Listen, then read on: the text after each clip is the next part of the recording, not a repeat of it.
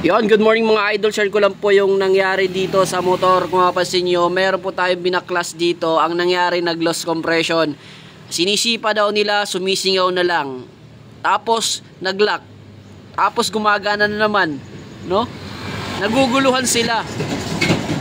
Nagugulan yung may-ari, yung customer, kasi biglang naglalak. Tapos, pag sinisipa, lumuluwag. No, at saka wala talagang compression, wala man lang pagsabog na nagaganap.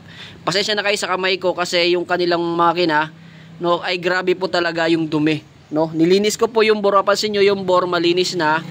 Ayan, tinanggalan na natin ng mga dumi kasi grabe po talaga yung dumi niyan, no. Ayan, tinanggalan ko na ng putik. Pinalitan ko na po yan ng piston ring.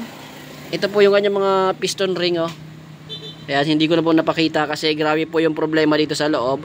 Tapos ayan o, bago na po yung gasket niya kasi bago na po yung piston ring. Yung gusto ko i-share dito sa inyo sa nangyari dito sa motor ng ating idol, no? About po sa mga mauusok na motor, no? About sa mga mauusok yung motor na ginagamit lang ng ginagamit natin kahit sobrang usok na. Ang nangyayari na iipon po yung mga carbon deposit. Ayan o. Napag natin. Nakikita nyo ba yung titigas no, parang bato no. Ayan o, ayan ha. Tanggalin natin yung carbon deposit na yan ha. Ayan. Dadamputin ko. Naku, maano yung kamay ko no. Ayan. So ang nangyayari yung carbon deposit na yan, pasensya na, madumi kamay ko mga idol. Ay, inuulit ko, pasensya na po. Ayan. Yung mga carbon deposit na yan, ayan o, ay parang bato na yan mga idol. Matigas na sila.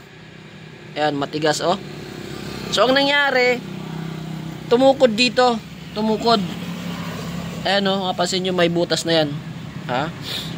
Ang laki na ng butas niyan. Ha? Ayan o, kita nyo ba? Grabe yung butas, di ba? O. O, di ba? Grabe na yung butas. Tumukod yung mga carbon deposit na yan kasi nabakbakan. Ayan. Tumukod doon at nabaluktot yung valvula. Yung valvula, no?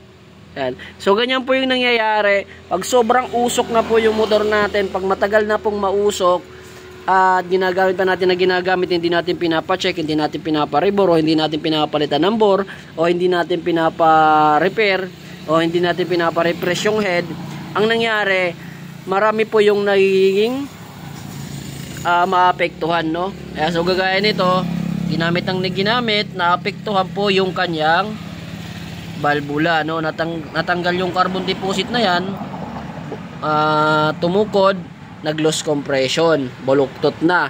Tapos yung solusyon na gagawin natin, palit piston ring o di kaya ipa-rebore. So nakita ko yung kanyang bore na kahit matagal lang ginagamit, matagal lang umuusok, ay walang kayod mga idol, no? Walang kayod, no? Kasi ang ginagawa daw nila nito, chinecheck nila lagi yung oil kasi alaw na nilang mausok para hindi daw matuyuan. So ang nangyayari, dito na pupunta yung mga nasusunog na oil. Yan, ito yung mga natanggal kong buhangin, ang dami oh. Ayan oh. So grabe, di ba? Kaya madumi yung kamay ko. So inuulit ko, awareness lang po, kung mausok na po yung motor natin, kung mausok na po yung makina natin, ipa-check na po natin at papalitan na po natin yung mga dapat palitan. Okay? So doon po tayo sa mga legit na mekaniko. Kasi ayoko na lang mag-comment. Ayan. Sa mga pinagkakatiwalaan yung mekaniko, doon pa tayo magpa-check o magpapalit. Alright, kung sino po yung mahawak ng motor nyo na nakasanayan nyo, doon po tayo bumalik, no? Doon tayo balik-balikan. Balik-balikan no? Alright. So dito lang muna yung video natin mga idol, no? At assembling ko pa to. Sama ko lang po ito. Yung nangyari din sa kanyang roller, oh. Pud-pud na, kaya magpapalit na rin po tayo. Ayan, palit na din po. Tingnan nyo kung ano yung diferensya, oh. Ang laki na ng diferensya.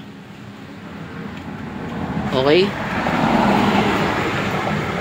So papalitan ko na rin to para mabawas-bawasan po yung ingay ng kanyang makina. Kasi nung dumadaan dito sa atin, kasi nung nakaraang araw, nagpapalit ito ng spark plug, ayan, oh. Papalit ng spark plug sa atin nung nakarang araw. Tingnan mo, bago yung spark plug.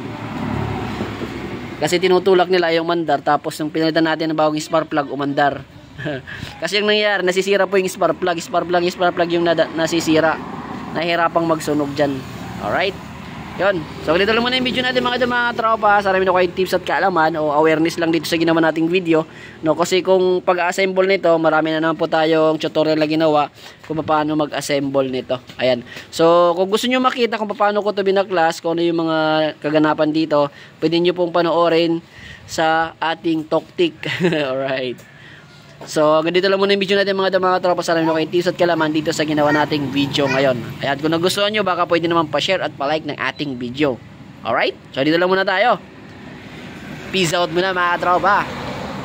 Bye-bye! Maraming salamat po! Ingat!